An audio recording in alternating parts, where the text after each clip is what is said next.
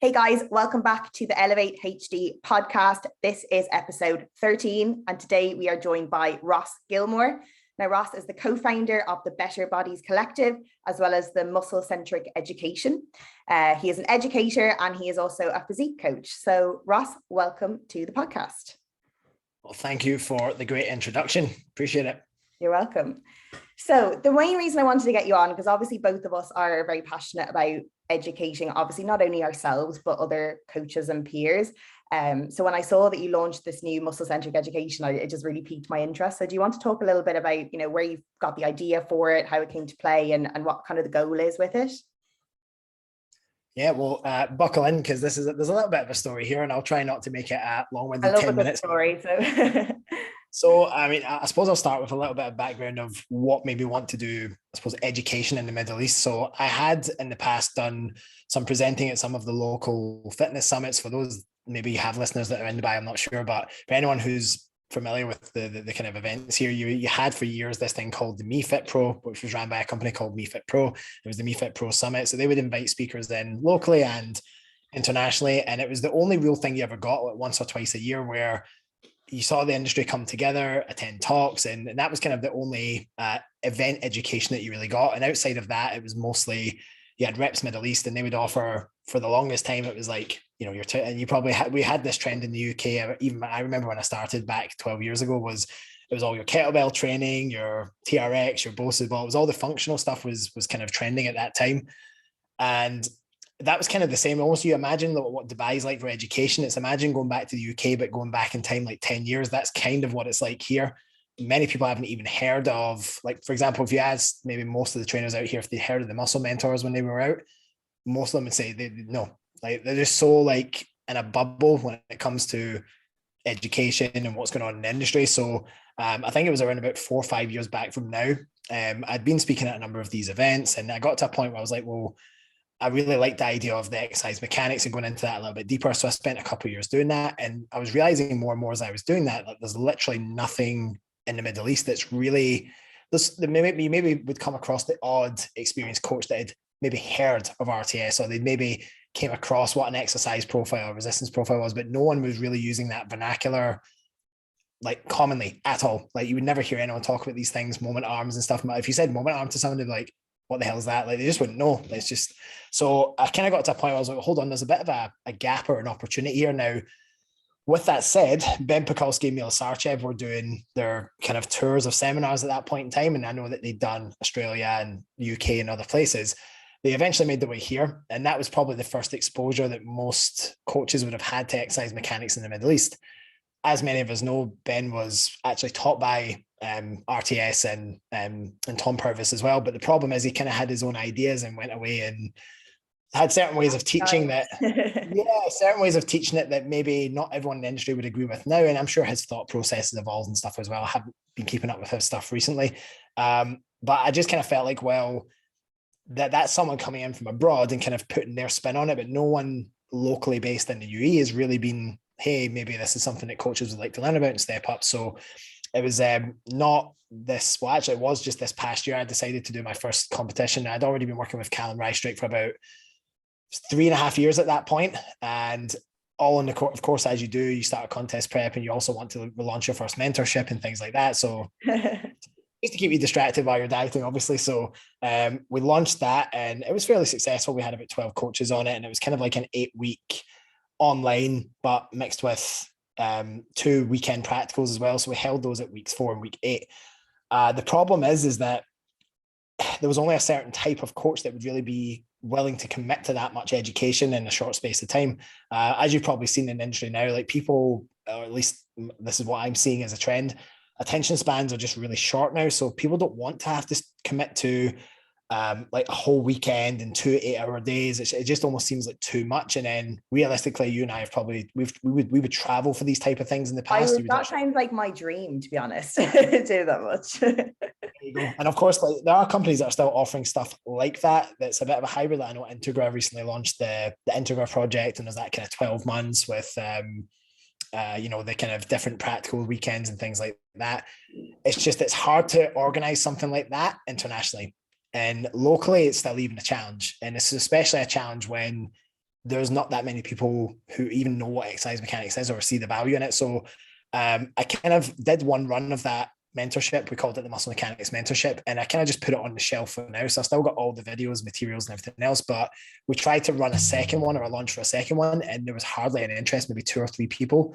So I was like, right, that's me, had maybe 12 people, and I've exhausted the interest in this for where we are currently. I was like, maybe this is just is finished now. Actually, the entire pool of coaches who would want to do this is done. So I thought, you know what, like, maybe it's just a bit too assertive too quickly. I'm sure even Michael, when he set up Integra and he was trying to get people into this, he also had to start somewhere and start slow.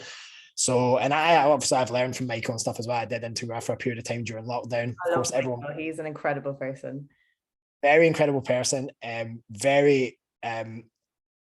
think if you're in the fitness industry and you appreciate anything to do with exercise mechanics and you've never been taught by Michael, you're missing a trick, because he's just got a way of teaching that no one else can. Doesn't mean that educator and a communicator are just incredible.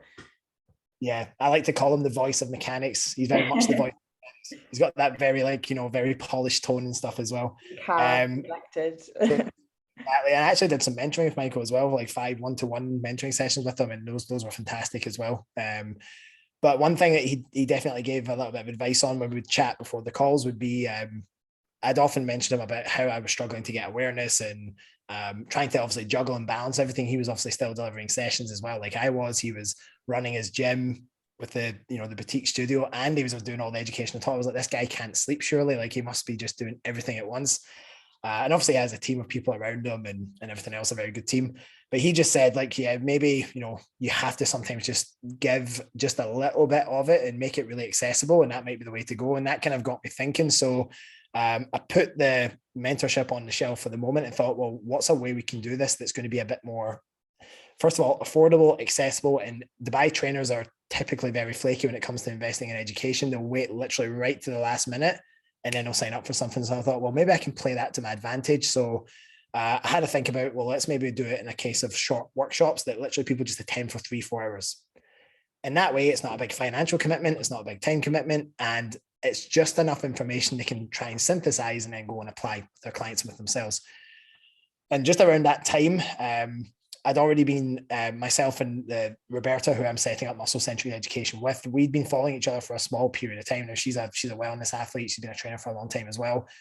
We kind of noticed that we're both very much interested in the same stuff. And so one time I think she just maybe shot me a message and said, it'd be good to have a chat with you to maybe see if there's something we can do together. And at that point, I was feeling massively overwhelmed with the growth of our coaching business and everything else. I thought, well, you know what, 2 heads are better than one in this case. So let's see what we can just have a chat. There's no harm in doing that.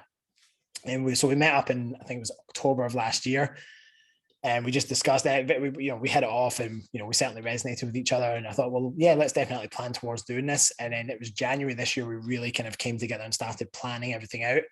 And then so we decided, right, we're going to do our first workshop, and it's going to be after Ramadan, because everyone will be either traveling or they'll be absolutely exhausted from working really late evenings and being up super early in the morning. So let's just leave it till end of May. And then we got an opportunity to go and speak at the Dubai Active Show that they run twice a year every year. So that's always a good opportunity just to get in front of some trainers who would actually be genuinely interested in doing this stuff. So we literally held our glute seminar last week. It was just a 1 hour, like little bit of a mini taste of what we're going to be doing on the practicals. And there was only meant to be 42 people in the room. We had over 60. So wow, that's good amount. Clear from that, there was like, right, okay, well, there's maybe some interest in this. Now, of course, we started with glutes. Mm-hmm. As you would have to. Just had to be done. It's just like, well, what's going to be one of the most marketable muscle groups we can even go after initially? So we did that. And so this weekend is now our first ever workshop that we're holding as a business together. So I guess to probably answer the main question way back was that we just felt like, well, we know that trainers are going to benefit from this. We know that. We've seen it with ourselves. We've seen it with our clients. We've seen the outcomes that you can get in the space of time. Like, I never even thought it was possible to see that much physique change in people from the training side of things. But when you can apply this stuff super, super well, I thought to myself, why would trainers not want to understand this? Because ultimately, if your business relies on getting clients results, and then those clients rave about you, and then they go and tell other people, and then that improves your business, the best marketing tool you could ever possibly have is being exceptional at what you do. So we just thought, well, we're not in any way interested to be the next Mark Coles or Phil Graham. And frankly, not many people ever will be those people. But we can definitely help people be better coaches. So that was kind of the genesis of why we wanted to set up MuscleCentric Education, because there's such a big opportunity here to do that. Yeah, no, it's definitely so important, I feel, to make people aware of the importance of education, because I feel like a lot of these kind of old school bodybuilders and coaches, they don't necessarily see the value in it, because they're like, oh, you know, I can get my clients results, so what does it matter?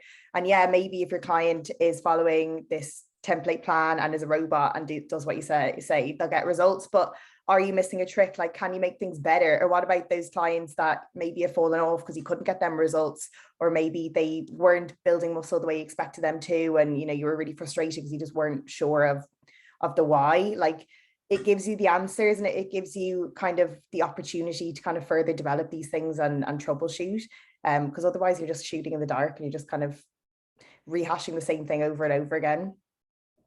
Yeah, for sure. There's probably a couple of things off the back of that I think are worth touching on. It's kind of like we always talk about this idea that, you know, any chimpanzee can just you know, put someone's calories through the floor and absolutely hammer them with volume and cardio and get them lean, but at what cost? And that's always going to be it's the questions of looking at the longer term and also the nuance in between. People don't want to do that stuff, because the reality is you can get results with people doing it the very simple way. Keep it simple, stupid, you hear all the time. Well, what the problem is that if you do simple and it ends up being really stupid, then that doesn't work out any well for people in the long term. So I kind of think that that then applies to exercise as well, is that people don't necessarily see the harm of what they're doing right away. Therefore, it's like, well, if I don't see it, it doesn't exist. But the reality is then orthopedically 5, 10, 15 years down the line, that's all wear and tear, and that's all residual buildup that's going to eventually present itself as something a bit more serious. So I think just because you can't see it doesn't mean that it's not there. And that's very much the case for what we talk about with exercise mechanics. When you're talking about these potentially what don't feel like very tangible visual terms like moment arms and lines of force and everything else, people are like, well, because they're not seeing a muscle moving or whatever else, it doesn't feel real or tangible, but forces are going through our bodies when we apply resistance to them. It's very, very real. So we can't discount that. So I think that's one thing. And then with the anecdotes and sound bites that won't die from bodybuilders and physique, I mean, again, this comes across as well. Like if you look at who a lot of people are looking up to when it comes to physique coaching, and also just they're looking at Olympia, they're looking at you know, the highest echelon of what is absolutely possible as a human being with your physique.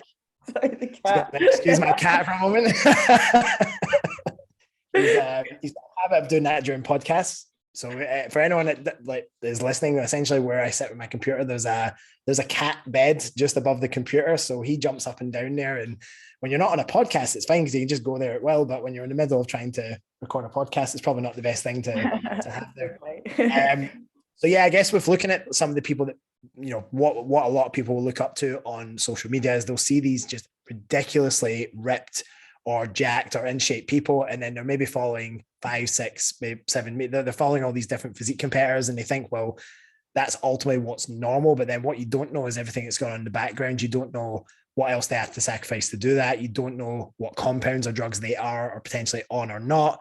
And again, I've got absolutely nothing wrong against that, because I personally started my own assisted journey about 31 weeks ago, after being 35 years as a natural. So I've got absolutely nothing against that side of the sport, hence why I'm pursuing it.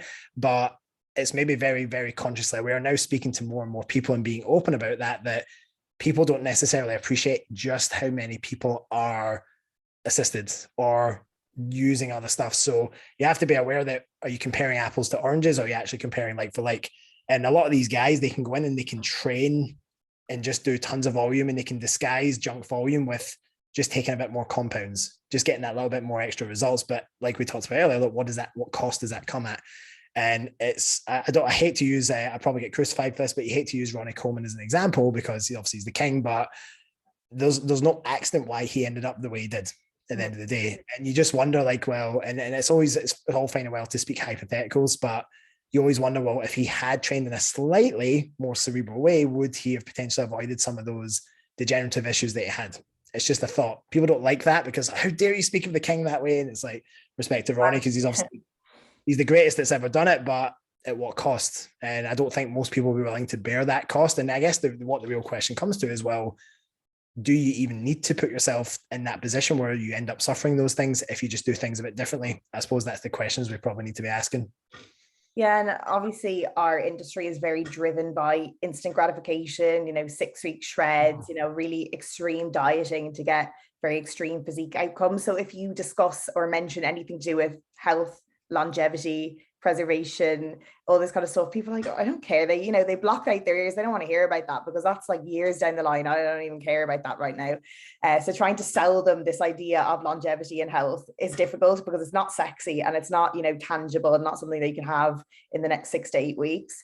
But as you said, it's not just that. It's like if you are looking at high level athletes on Instagram who are Olympians and things like that, like obviously people like John Jewett have done really, really well with kind of bringing, safer use PEDs and, better training and, a safer method of doing things to the forefront and to be more popular.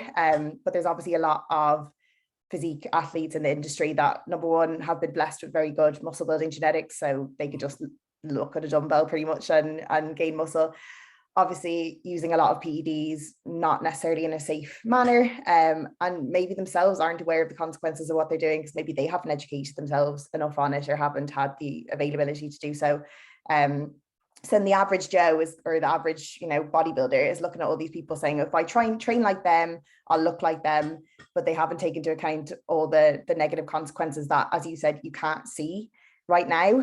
It's all kind of accumulating in the background, and that's only going to manifest years down the line when it might potentially be too late. 100%. Everything comes with a cost, right? It doesn't matter whether it's action or inaction, whether it's blissful ignorance or it's knowingly doing it. Everything comes at a cost. Yeah. I think really all we were trying to do, whether you're working with, I suppose, the Gen Pop or elite athletes, is you're just trying to, how much can we mitigate the risks for the best possible outcome? And I think if people viewed the importance of exercise mechanics through the lens of, well, we can maximize the response and minimize the risks or the unwanted consequences, outcomes that we get from ultimately, which is applying forces to our body with external loads, or if you're into calisthenics and all that stuff, it's technically you're leveraging your own body weight against yourself, then yeah, like, these are things that you just, the sooner that you can appreciate them and account for them, then at the end of the day, I think I'd probably speak for both of us, but I said that when I'm in my 50s, 60s and 70s, I'd like to hope that I'm still a capable human being who can look after myself. And I would also like to hope that I still do some form of physical training as well to look after myself. And that's not really going to be possible if you just disregard all this stuff in your 20s, 30s, and then you're kind of just making your way slowly through your 40s and 50s. And by the time you get into your 60s, you're an absolute cripple. I mean, that's not fun for anyone. So. No. And I think the problem is that I feel a lot of individuals who haven't kind of explored their education kind of they divide us into two. So those people who are like, all they want to do is get jacked, and that's all they care about. And then they have us who are, people who like to educate, people who like to learn, and they almost like, they see us in two different camps when they don't see that we're kind of all after the same goal at the end of the day. We just have kind of different methods to go there and maybe potentially more considerations of how we would get there in a more safe manner. But like, I know all the arguments are, you look at people who are into exercise mechanics, you're like, oh, well, you're small, so like, how would you know? But the thing about that is a lot of people who kind of fall into the world of education, they do so for a reason. Like, if you've never had an issue with building muscle or getting shredded or anything like that, like, why would you look for answers? Because you've never needed them. Whereas if you're someone who's, struggled to build their physique, has certain body parts they just can't bring up, they just, they can't get the physique they want and they're not sure why, they start exploring and looking for answers. So, instead of asking the big jack guy who's always been jacked, how did he get there? Why don't you ask the person who used to be really, really skinny and has now built a good amount of muscle, because obviously they've had to work hard to get there. It's far more relatable, isn't it? I mean, no one's going to relate to the guy who's always been, he's literally never broke a sweat to get in shape. It's just been like, well, this came naturally, or like you said, they've never really had to go through the same, never mind physical, maybe the mental hardships that's had to come with. I always find a great example of this is, and I'm sure a lot of people will relate to her, like one of Cal's clients, I can't remember her name, the girl that was she was anorexic and she's built herself up, Gainer, I think her name. Yeah, so I mean, that is so many people that are walked through her shoes, have had eating disorders, who have went from being petrified of potentially eating food and obviously really, really chronically restricting themselves to see where she probably is now. Like I can just imagine for people who are in her former shoes right now, look at her and think, wow, so it is possible to actually escape this. So I completely agree. It's like, you know, you're not going to look to the most genetically gifted of the best who have never struggled with anything and look for answers, because they can't really relate to you in any way. So I think that's like for us, when we kind of get into doing the exercise mechanics side of things, exactly that. It's kind of like, well, I you know, you've always been taught that things should be done a certain way, but then it's like, well, surely this can't be the only way to do it, and we can't surely just be going off the same sound bites and checklist of protocols that everyone's been doing for years and years and years. Sure, the basics are the basics, and that, Joe, it's funny, that's a phrase I hear a lot of the physique crowd and a lot of the bodybuilders and you know, men and women talk about all the time now. Well, if you just stick to the basics, then everything's fine. It's like, that's fine, but what if you do the basics really badly? Yeah, because mechanics is still ultimately at a fundamental level. It's still basic. They are basic physics, you know, physics laws. So yeah, I think it's an industry which unfortunately I think will always be reductionist in the sense that it will reduce everything to sound bites and always want simple. And I think it is our job as coaches to simplify things for clients and for the end user. But at the same time, the only way you can truly sympathize when you simplify things is when you understand it. Yeah. And in order to understand something, unfortunately, you do have to pick apart the nuances, and you do have to get uncomfortable and potentially go 1, 2, 3, or maybe even more levels deeper in terms of the knowledge to be able to then disseminate that in a way that is easy and simple to understand. I just think and I spoke to Michael about this, and I asked him, I did a podcast with him, and I said, like, how do you think we're ever going to solve this? Like, this barrier to not wanting to learn or not wanting to make the effort? Because if someone is, like you say, those people who are like, well, I've always done it like this, I've just done the good old grip and rip, like, like 100 miles an hour, tons of volume way of training, and I've got results. Why should I try and learn something new? Why should I go through the physical and mental effort to understand something different?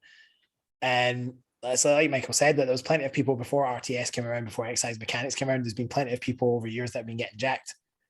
And that tends to be like exactly like you said, that's the logic to use. Well, people were getting jacked well before this stuff came around, so why should we change? And I think it's, like you said, it's being able to sell the things that maybe aren't apparent right now. It's been able to, what is a very immediate gratification sport. We go from off season to season, and it's all about like, what was the best look you could present in that day, and then right, how can I make that better for next season?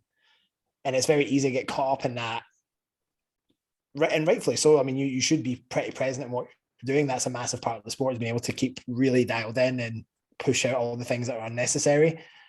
But at some point, what point do you step back and realize, well, actually, maybe there are other things we can look at that make doing this longer term a bit more doable? Because what happens when you're that 25-year-old Gymshark model, and then you get to your 40s and you don't have the same looks and you don't have the same circumstances? What then? What's your career going to be then? And what's your training and everything else? But I think one thing I completely forgot to mention way back when you were talking about the styles of training, why people feel like incredibly challenged by new ideas, is that I think a lot of it gets tied into their identity becomes so entwined in that, and then methods become them. And it's like, well, I'm this person that trains like this, and if I now try and move away from that, it's almost like it literally challenges who they are as a person. And that's unfortunate, because I feel like we shouldn't ever be in a position where methods and approaches ultimately dictate our identity. We should be in a position where hopefully that becomes malleable and you're actually open to adopting and changing that over time. If you're presented with better, I mean, you're a researcher, so you know this, like if you're presented with better and newer information that makes sense, then you would quite happily re-examine what was accepted as an old and correct hypothesis, and you would replace it with something new if something better comes around. And I think that applies to everything that we do, whether it's training, nutrition, etc. Yeah, like I had Eric Helms on the podcast a couple episodes ago, and we were kind of talking about the training to failure versus training with reps and reserve kind of debate. And the fact that people, as you said, associate their identity in this style of training, which sounds so silly. And like, I can't think that there's many just, you know, hobbies that you would literally like ingrain your whole identity in. And if it's shaken, it will just make you question who you are and you know, what you're doing on this planet. Like it's crazy. So having to break that down is difficult, especially if you are in like a group of people in your gym or on Instagram or something where everyone has the same belief system. So trying to break away from that and kind of explore other methods, like it is difficult because you're going against the status quo and you're going against like basically a religion that people are following. So it does require a bit of mental strength and resilience to do so. But what I find is like, obviously being a scientist, I'm always looking for the why behind everything. And for years when I was training and going to the gym, I just felt that there was more. When I was picking up a weight and, bringing it from A to B, I was thinking to myself, it can't just be this simple. Like there has to be more to it. Like why does this exercise feel so hard here and so easy here? Why does this exercise just feel terrible for me? And why can't I do this? So when I went to my first Muscle Mentor seminar, which was October of 2019, I literally went away mind blown, because all of a sudden the penny dropped and I was like, I have some answers, but I mainly have way more questions about what all this is. And like when I first went back to the gym, I was looking at all the machines and I was seeing all these lines and all these triangles and all these things going on. Like I felt like it was like the Matrix, because all of a sudden I could see everything going on behind the scenes. And for me, it was like really exciting and really empowering to have this opportunity and all of this new stuff to explore. Whereas I feel initially you may feel intimidated by it because it does sound complicated. Biomechanics is a scary word. Physics is a scary word. Some people just don't like science. I'm lucky that I like science because I do it as a career. But not everyone feels that way. So it can be quite intimidating, especially if you go into these seminars where you feel like people are going to know more than you, where you're not going to understand things and you're not going to grasp things. Like it can be hard. But I just feel like the opportunities you develop as part of trying and making an attempt to it are just completely invaluable. 100%. I think probably the world's most, at least in the fitness industry, the world's most recognizable problem solver is developed over time has been Eugene Tail. Now, whether you agree with everything he does or not, and I'm sure most of us can certainly look at some things and go, not sure. And him and Kasim have had certainly a very interesting relationship over time, as they've been calling each other out and doing things like that. But what I've always liked about Eugene, and when I went to, he held a seminar here, and I can't remember the year for the life of me, but it was maybe 2017. The thing I always liked about his concept was just the idea of exploring. Mm-hmm. And I think when it comes to mechanics, he was talking about biomechanics, but certainly not, he wasn't talking about strength profiles and moment arms and all that sort of stuff. Really not in the level of detail that the muscle mentors would, or Michael would, or whatever else. For me, I'd spent time for a period of time at a clinic for about 6 months doing a lot of post-operative rehab. And the funny thing is, I look back on that time now, and I think to myself, if I knew then what I know now, I'd have had so many more solutions to the problems that I came across, knowing what I know now about the exercise mechanics. And so I look at that, and really for me, then that's a big selling point of exercise mechanics is you're going to be presented, especially if you're a personal trainer who still works with people in person, as I do, and a couple of my team do as well. My wife she does very little of that anymore. She does mostly online. But for the rest of the team, we're still very much hands-on with people. And so anytime we get a new client, we're always really excited because it's an opportunity to get hands on a new body and look at, right, well, what problems are they going to present us with and what solutions I'm going to come up with to solve it. And I just think that what exercise mechanics give you, especially the broader you build that toolbox, you just become a very, very good problem solver. And I've had now, this amazes me, I've had quite a few new clients very recently, and issues that maybe would have taken me weeks to solve, I can literally solve in 5 minutes. Wow. Just because I know the right places to look and I kind of understand what I'm looking for now. There's no way that I would have had that lens if I hadn't went through the period of really trying to understand things. And so I think if you're someone who is, whether you're an online coach or an in-person trainer, I think even if you are an online coach, you should be spending time at some point with people in person, exploring bodies. But if you're fortunate enough to be able to do that consistently, say you are still doing stuff on the gym floor, it's just so invaluable to be in a position where you know that if clients present you with a problem, most of the time you're going to be able to come up with a solution. Now, of course, there's some things that are well without our scope, like major orthopedic issues and et cetera, et cetera. So, you're not going to cut people open and fix their knees and things like that. But hopefully you send them to a surgeon for that, hopefully. But for us, I think just that ability to offer so much value in a short period of time, I think from a business perspective, that's allowed us to charge more as a business, like quite significantly. So over the last 4 or 5 years, we've definitely raised what we offer or what we charge quite significantly, because the expertise is there. And therefore, I always say to people, you're not paying for the hour session, you're paying for the 10 years of experience and knowledge that goes into making this session what it is. Yeah. And so having the ability to offer that much value in such a short period of time, you can't put a price on that, as far as not only being a trainer, but as far as trying to build a reputation in a business over time. So I think for that reason alone, why would you not want to expand that toolbox? whether it be for, hopefully it's for all of those reasons, but even if it was just for, I want to be a coach that gets good results with clients, they'll refer their friends or their colleagues, and I can continue solving problems and getting better results with those clients. Why would you not want to do that? Yeah, as you said, so yeah, it's not just about the problem solving. It's, getting better referrals, getting better results, and just improving the overall client experience. Like, imagine how rewarding it is when a client turns to you and goes, "Oh my God, I can finally feel that where I'm meant to, and I'm finally building this muscle that I've never been able to with anyone else." And you are the person that has solved all their issues for them, and gives them hope that they are able to do this. Like, it's just a really like rewarding feeling. Yeah, it's actually astonishing, and this is the thing, and I'll be quite blunt when I say this, is that, and I suppose, like, I don't know how it is in the UK now, but certainly in Dubai, like there's really not many good trainers here, and that's not meant to come across in a cocky and arrogant way. It's just unfortunately fact, and the reason why is that it is just the way that the industry is here, that people don't value this stuff as much, and they don't value education as much. It's a younger market than the UK, the US, Europe, and so I think it's only just stating more fact than it is trying to be disparaging to the industry. Now, don't get me wrong, over the last 5 years, it's changed a lot. There's more and more and more good coaches coming through, and that's actually, I welcome that massively. It's amazing to see. I mean, a lot of people often say, well, do you not worry that's competition? It's like, no, that's just a higher standard, and we want that. We want everyone to be working at a higher standard, and the more people like that, the better, as far as I'm concerned. But I think, like, I'm trying to think where I was heading with that. I'm trying to cover too many points at one time there. Yeah, that will come back to me. Yeah, no, it is. It's just empowerment, isn't it? It's just empowering and equipping everyone with the knowledge.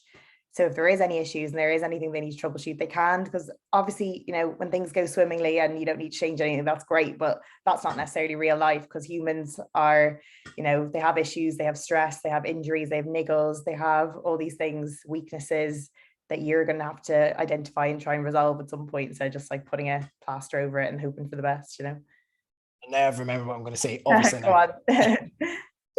So it's not uncommon for us. Like, for example, we would do consults with clients, and we would onboard them, and it's not uncommon for us to hear, well, I've worked with 3, 4, 5 trainers in the last whatever period of time, and, for example, no one's mentioned anything about breathing and bracing. No one's mentioned anything about rib cage to pelvic alignment. No one's explained this in this way. And so and the thing is that you would often think that, oh, well, that must make you feel really good, because, like you mentioned, of course it feels good that you've had someone who's been really struggling, who's almost lost faith in the brand of personal training or coaching. They almost get to the point like, why am I paying these people this money? It's not worth it. Like, in online coaching, and they start to almost develop a bit of a notion that, like, well, it's a con, and trainers, they're over cocky, they're overconfident, they charge too much money, because the reality is that it's actually the case for the majority of the ones they've worked with. But then they find the right one, and then it's like, well, actually it's worth its weight in gold, because now, I'll just pick a couple of movements. They split squat for the first time without feeling sharp knee pain, or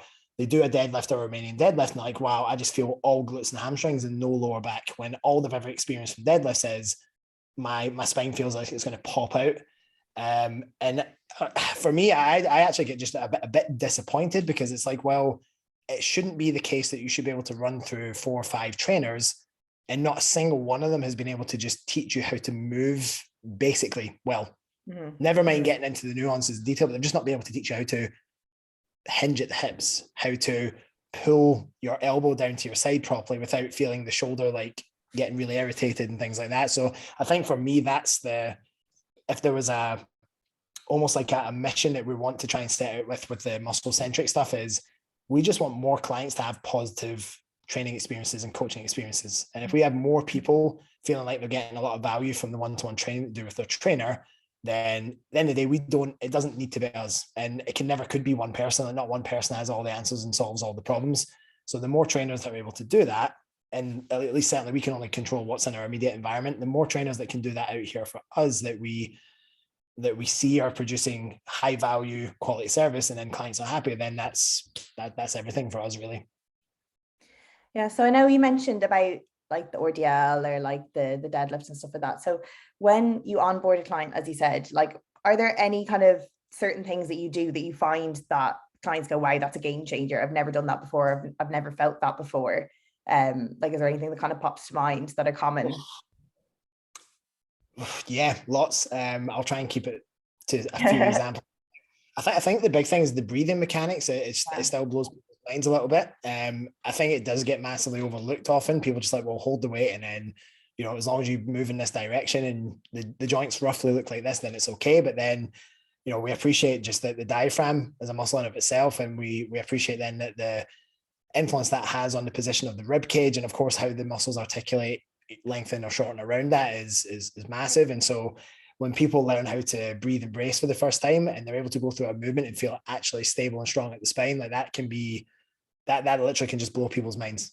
And then you've of course get people breathing properly for the first time, and you realize that, well, maybe they're what we call inhalator breathers, where they're just very short with their breath, very short and choppy. And you get them to learn how to actually inhale fully and exhale, and then they're lying on the ground and they just get these 3-4 big massive pops out of the thoracolumbar area, just like and it's just, they've literally never had oxygen into that area for a long time. So there's never been any form of expansion of the rib cage to release all of that. That can really blow people's minds, I think, just breathing mechanics. I think other stuff as well is probably, it's a lot of the old school ways of teaching movements that once they realize, oh, really, like it can be done this way, and oh yeah, that feels totally different. So I think pressing mechanics is a big one, or just like generally training the chest and the shoulders. When people hear of the scapular plane for the first time, it's they just, and it astonishes me how few trainers actually know what the scapular plane is for a start. You ask many of them, like, it's like, well, okay, we know for a fact then that unless it's by absolute luck or chance, that most people's shoulders are probably going to be in not so great positions fairly often in their training. But I think when you get people to learn how to leverage the scapular plane properly to their advantage, like that can be a massive one as well. I've had some people where they learn how to work their serratus anterior, they learn how to integrate everything at the shoulder properly and get positioning right. All of a sudden go from, I've had this anterior shoulder, you know, like due to that anterior glenohumeral glide, I've had all this impingement for 5 years training, and then you literally take them through 2-3 sessions, like, yeah, that's gone now. And for me, that's super rewarding, is when people are just constantly feeling uncomfortable, and in a way, it kind of, they want to get results, but they've self-limited themselves now because all their experience or their map of, we always talk about this idea with our clients about their map of the world. Mm-hmm. And within their map in the world, they have a perception of how certain journeys are handled. And if their journey towards building a chest is always an uncomfortable press, then no wonder that it's not going to grow, because they don't really feel comfortable training it. And they probably don't want to train it that hard, because they're like, well, even if I want to push this, my nervous system already knows that this is a no-go zone now. So it's taking time to then rebuild that. And that can be frustrating for people. But once it does resolve itself, and once it gets better, that's really rewarding as well. When a body part that was once painful or responsive then starts to feel really good, that's really cool. I think in terms of other specific examples, I think really around the breathing, the hip hinging is a big one. I think it still astonishes me to this day that how few people know how to hinge at the hips well.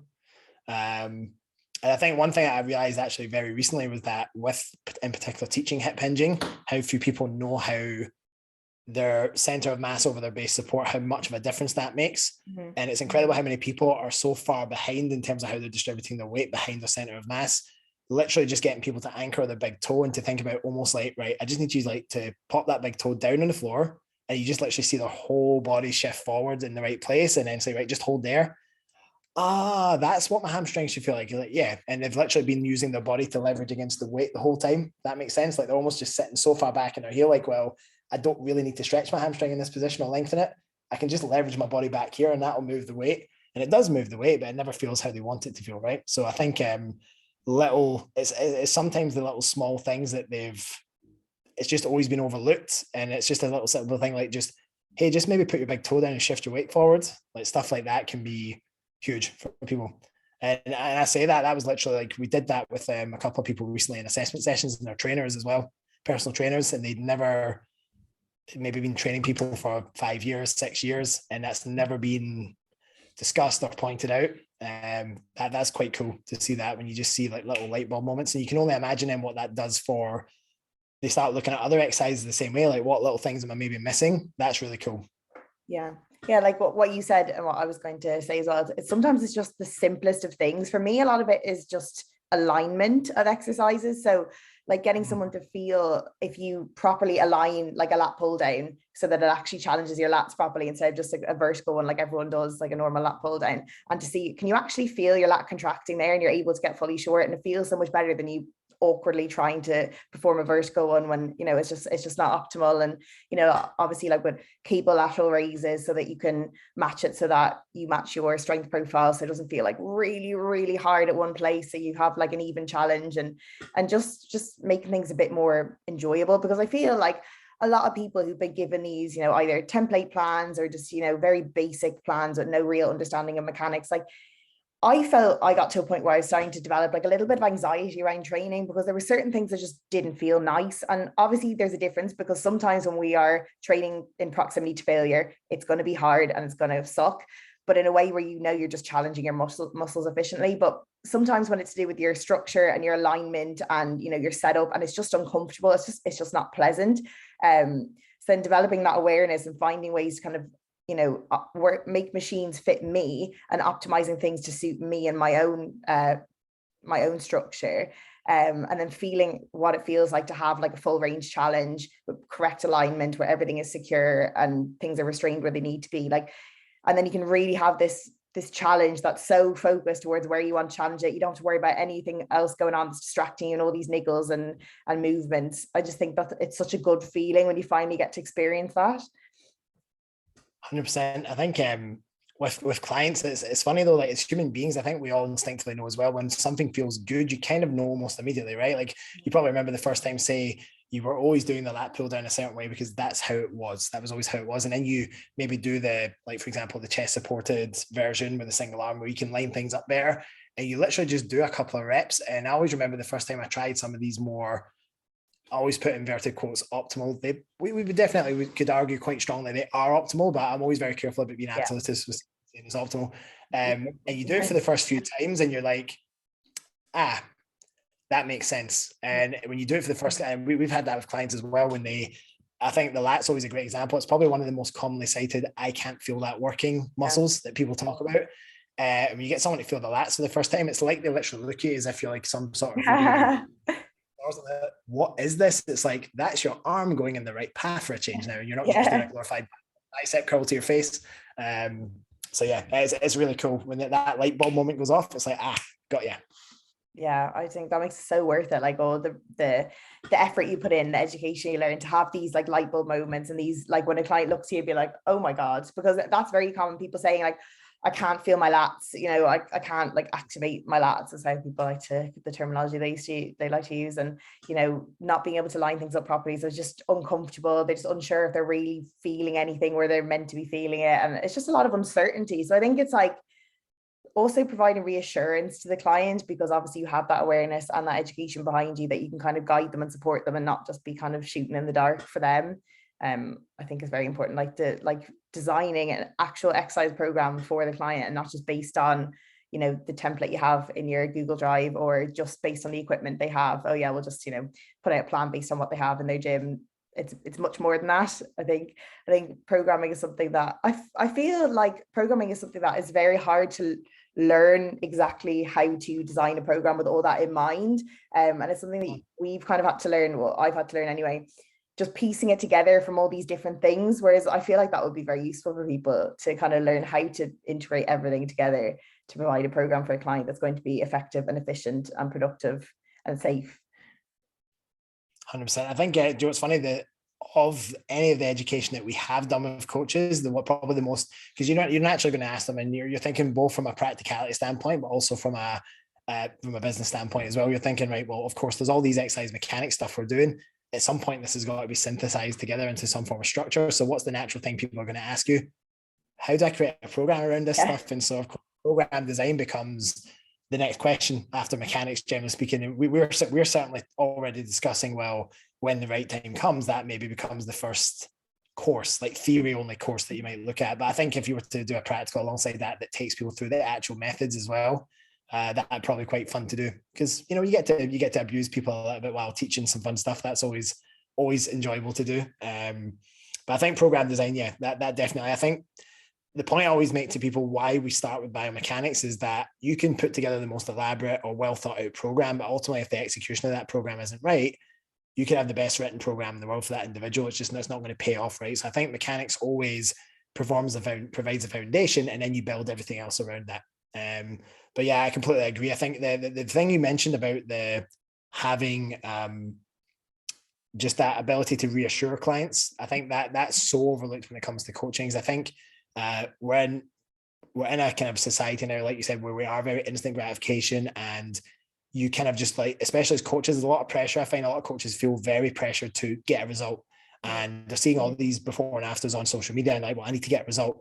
And sometimes, and I definitely realized that when I first got more focused on body composition, I'd always been quite a caring, conscientious coach, but certainly within the first year when I was much more focused on the before and after and body composition with people, I was definitely very focused on the result. And I realized after a period of time, I was starting to lose a little bit of that ability to listen and be empathetic. And so it can even be something as simple as, like you said, with reassurance to a client that, okay, they've ticked all the boxes the last 2 weeks and the weight hasn't changed, and explaining why that might be the case and saying, listen, you're still doing everything fine. So that's one thing. From an exercise mechanics standpoint, it's being able to, when you understand what's going on, like I always like to give the example of a lateral raise, where when people are doing that initially, and of course, what's the first muscle that most people feel when they do a lateral raise?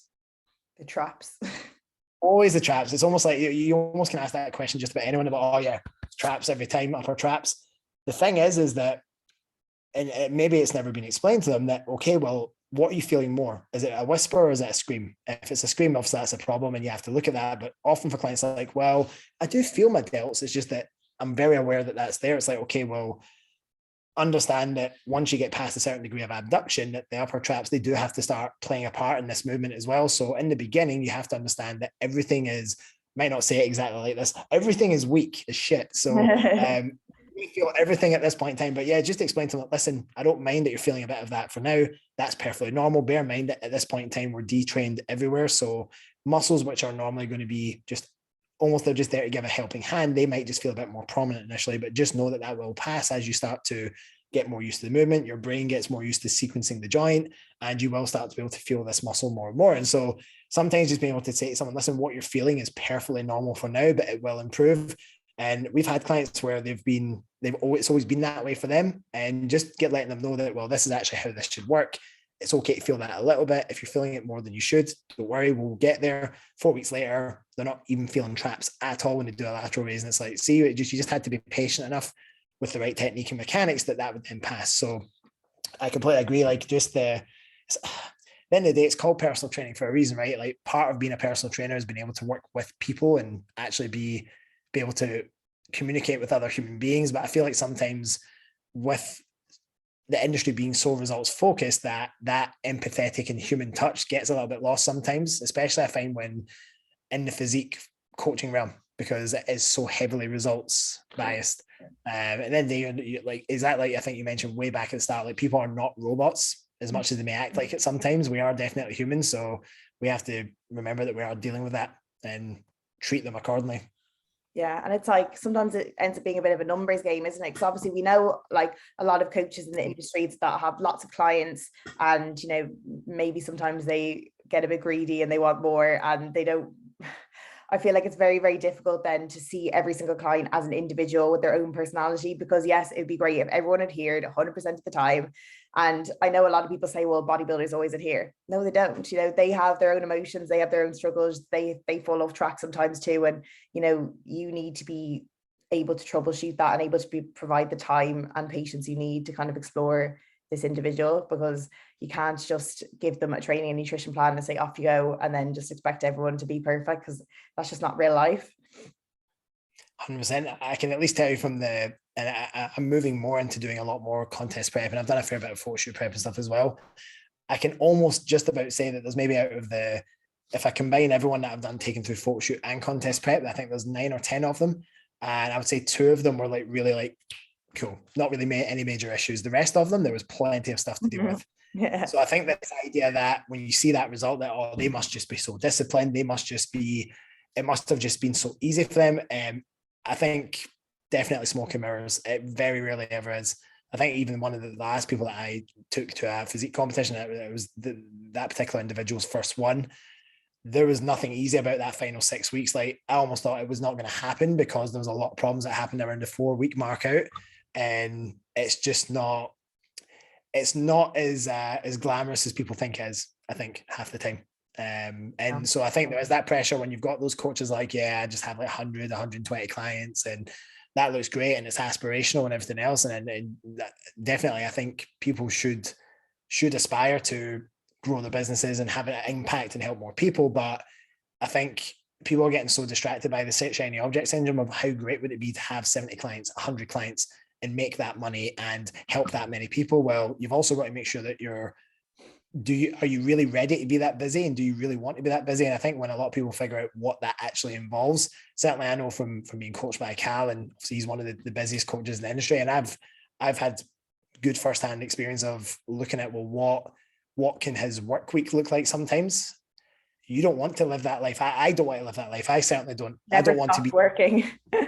Literally, I mean, when people talk about, well, Cal's this, he's probably doing a check-in. Yeah, you're probably right. He probably is doing a check-in because I try to fathom sometimes, and the answer is that man is probably sleeping a lot less over the course of a consecutive period of years than most people would care to think about. And so you have to ask yourself, well, would you rather have, and it's not that Cal doesn't look after his clients, he does, but he even said to me himself, for example, that, well, when you're working with clients where the level of adherence at that level is so high, it's not the same as looking after 50 Gen Pop clients. Like he said that if he was to try and have the workload that he had now when he was at M10 with the type of clientele he works with at M10, it's physically impossible to even deal with like a quarter of those people because it's a whole different ballgame. So I think that's probably quite an important message for a lot of coaches to understand, is that you have to kind of know your demographic and you have to know how much time it really takes to service every single member of that demographic, because you might be setting yourself up for unrealistic expectations of what's required to actually get a result with them. Now, if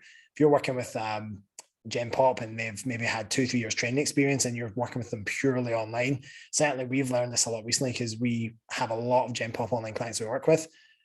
In that initial, especially, maybe 8, 12, 16-week period, the amount of videos that need to be sent back and forward of form checks, I'm sorry, but you're not doing that with 100 people.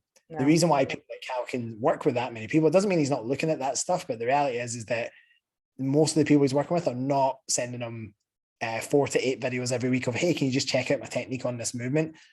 Usually that's kind of there's been a look at that and it's like, great, we're good to go for it. And the reality is those people are training fairly well at that point anyway. So I think it's like, again, not to use that term, but comparing apples to oranges, you can't look potentially at your demographic and who you're coaching and necessarily compare that to maybe that coach that you look up to in the industry who's got the 100 plus clients and they're all, IFBB pros, and like half of them have pro cards and all that sort of stuff. It's just different. So you have to know who you're working with. Yeah. And it's so different as well, like you were saying, because now as part of the Physique Collective, I'm kind of attracting more clients that are more physique orientated and want kind of to achieve an optimal physique. Maybe they're stepping on stage or maybe they're doing a photo shoot or something like that. But obviously in the beginning, I did attract very, very beginner clients. And that would mean if they're going out to dinner, they would send me the link to the restaurant. I would look through the whole menu. I would pick the exact options they should have. I would talk them through extensively about all the drink options, about, they're going to a party, send them a video about how to navigate every single thing. So there's so much detail that's required for every single individual. And it's not just, obviously they have less knowledge, but they also they need way more emotional support as well, because maybe their family doesn't support them, or maybe the office environment has cake everywhere and they don't know how to navigate that, and maybe their peers are telling them, you should just give in. And it takes a lot, and there's many hats you have to wear, especially as a general population coach, because you have to be a therapist and you have to be a friend and you have to be a trainer and you have to be a nutritionist and you have to be all of these things to look after all of their facets of health. Whereas with a physique client, you are expecting a much higher standard from them and you kind of just take no shit basically from them. So there's less kind of looking after and TLC that you need to give them. So you probably could kind of scale that up to a higher level.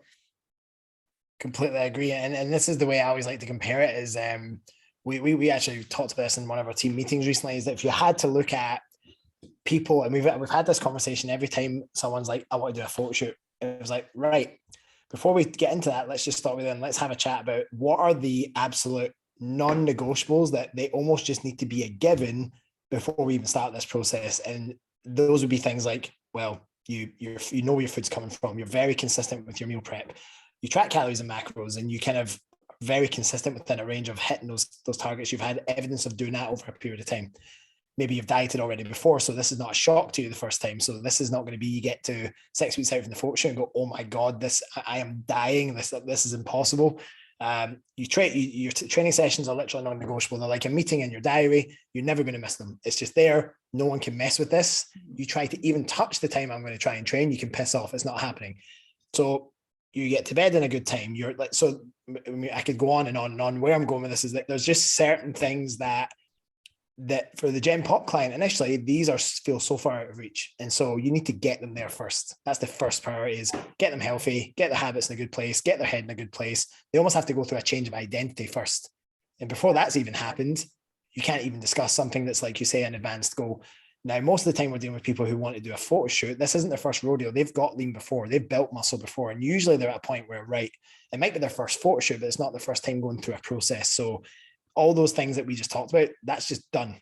Mm-hmm. Now all we're looking at is, can we do things to a slightly finer level and to a higher level, and can we just refine things in more? And so I think that's so important to talk about, because you often, I think, doing photo shoots and even competitions is quite trendy nowadays. People just like, oh, well, if I do a competition, I'll get lean. It's like, no, you don't do a competition to get lean. You are someone who loves training and you've got an absolute love for the sport of bodybuilding. You then do a competition because you like that, not because you want to get lean. Like, that should already be, it's just that you already enjoy that whole thing. It's part of your routine and who you are, etc. So yeah, I think I always say, like, Gen Pop, if you, a lot of coaches overlook the things that are a given for you, and almost for us, like, we would almost think about, we don't even think about some of those things that are just, they're so nailed down and ingrained in who we are that it's easy to forget that if you're working, especially there's a lot, many coaches I've spoken to recently who they're kind of in a bit of, and I suppose I would say I am as well, like in a bit of an in-between spot where half of your clientele are a bit more serious and advanced. And I don't like to use the term a bit more serious. It's not that the Gen Pop clients aren't serious about their goals. I just say they've got more skills in their repertoire at this stage than the others do. That's maybe a better way of putting it. It's a bit insulting to say they're a bit more serious. Like, we're not just because you've never trained before. But that other half, it's just that they're just in a much different part of their journey. And so exactly right. What I find is that I would say that half, the half they're not quite at the point where meal prep is consistent. They're not turning up to the gym every single time consistently. They're maybe not, like, their bedtime routine habits. It's not something they've even thought about making the room cool and closing the blinds and all that stuff.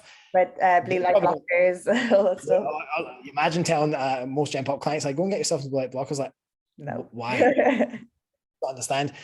I would say that they should probably take up 80% of my time total. The other half, 20%, because like you said, they just don't require anywhere near as much emotional or time support. They're just much more like, hey, what do I need to do?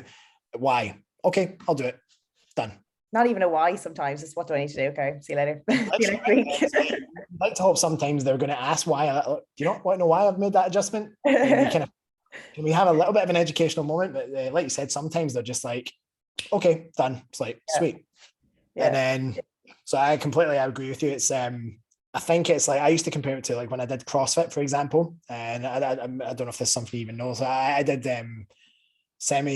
I don't even know what you call it level wise, but I got to regionals with the team. So I competed at a fairly high level and did some local competitions in Dubai. It was called the Dubai Fitness Championship. I think it's became quite a big, I think it's an international competition now, but back when we first launched it was a local competition, and then they started inviting in the CrossFit Games athletes and stuff like that.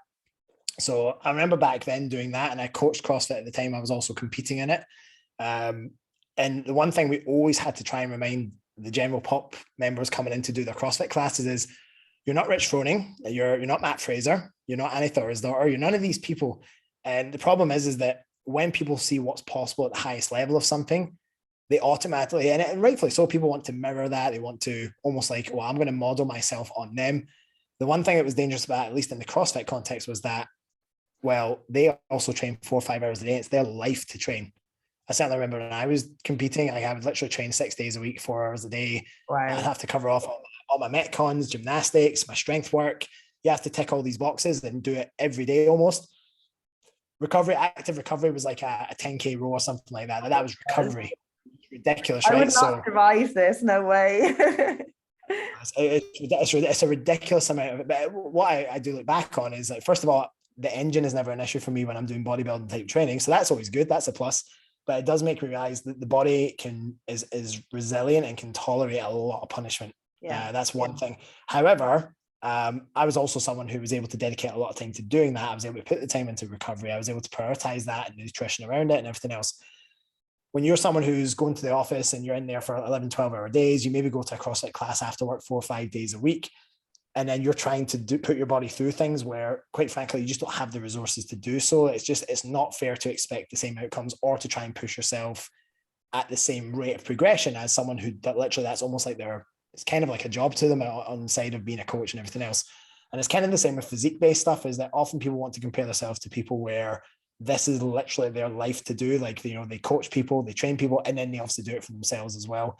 That's just not the same set of constraints and circumstances that Susie from accounting, who's a mother of 2 kids, it's not the same ballpark that we're playing in. So no, and I think that's one of the issues with social media, is that you see these people who are like Olympians or like top level athletes, and because they seem so accessible, you feel like you should be like them, when you're like, no, just years ago we didn't have such direct access to all these athletes, so you put them on this pedestal and you looked up to them as like someone you glorify, whereas nowadays they're much more easily accessible.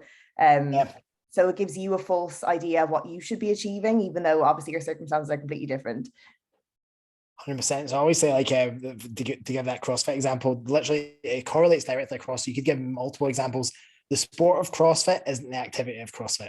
Just like the sport of bodybuilding isn't the activity of building your body with resistance training.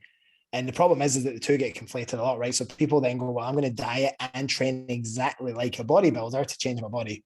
But the reality is there's many ways you can eat and train to be healthy. And so I think it's just that dichotomous thinking, and you know, we see it, like, obviously it's very evident in the nutrition side of things. But I think even now, like, it's still very much evident in the training side of things, like those dichotomies still exist, and people want to be married to, well, this is the way, versus, well, what's maybe the way that I can create that works for me. I have many clients that they have body composition goals, and of course we set up that, right, your majority and your priority in your training is going to be this, but they might also like to go and play paddle tennis twice a week. They might like swimming. They might like going hiking at the weekend. And so, like, the end of their life's to be enjoyed by our clients as well. And so it's actually astonishing. I've had so many clients that have came to us as a team, and their coaches were bodybuilders themselves. And then they just like, well, this is the way you're going to eat, chicken, rice, and broccoli type stuff.